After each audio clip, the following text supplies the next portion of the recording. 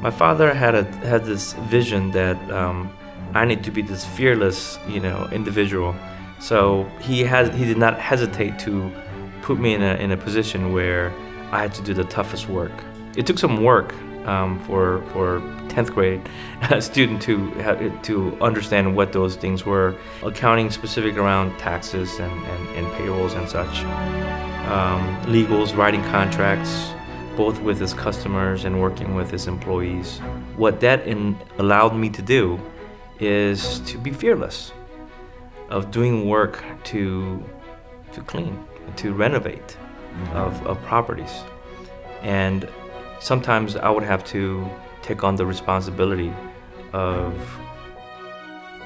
cleaning toilets. It just came down to that.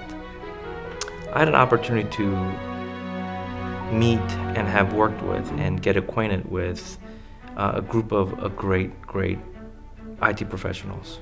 And these guys were phenomenal. They were truly exceptional IT consultants in every way.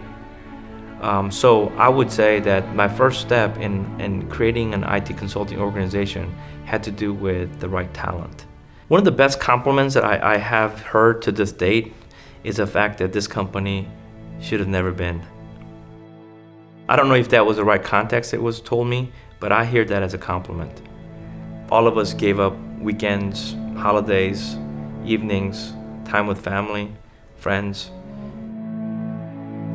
Honestly, we joke about those first few years being blur, where we don't know what was really happening around us.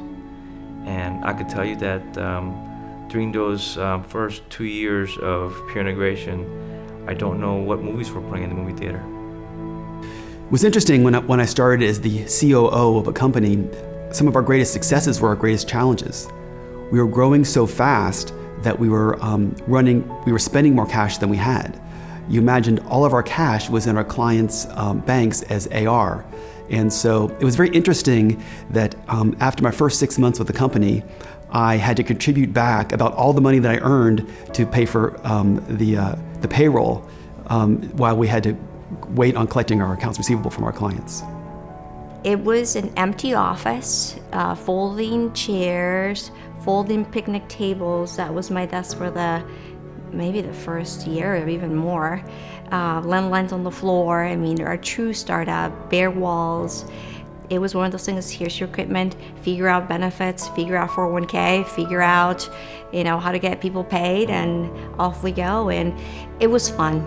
But when you see where you're going, I didn't see it as a risk. I saw it as welcome to entrepreneurship, welcome to a small business. This is part of what you need to do to be successful. It's almost 11 years since we started pureIntegration, and looking back, we've come a long way. When you had 4 guys and 4 laptops, just motivated and inspired to start an IT consulting company, we are now an organization, over 100 professionals working for our companies, serving customers across multiple logos, multiple industries. It's very inspiring to know that we have achieved this much success through customers' support and our employees' dedication.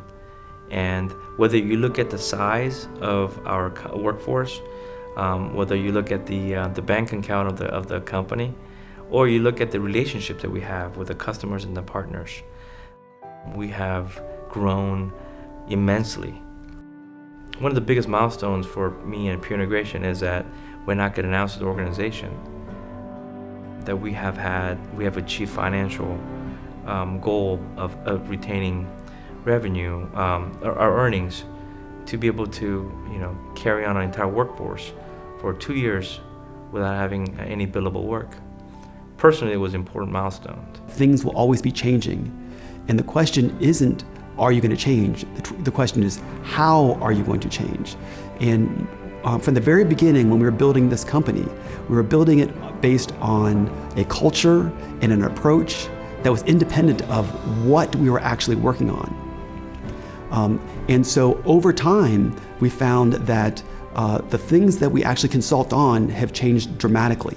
But how we consult has not changed.